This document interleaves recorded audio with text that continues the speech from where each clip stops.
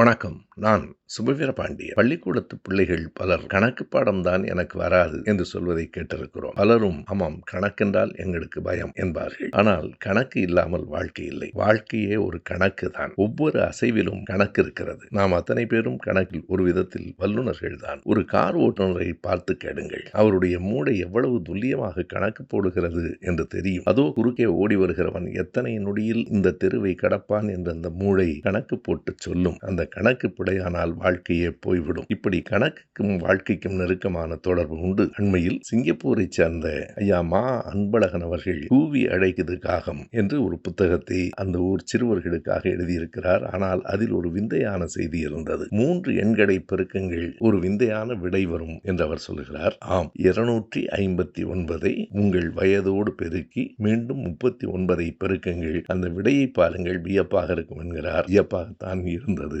எத்தனை முறை எத்தனை வயதை பெருக்கினாலும் அவரவர் வயதே 3 முறை திரும்ப திரும்ப வருகிறது. நீங்களும் பெருக்கி பாருங்கள்.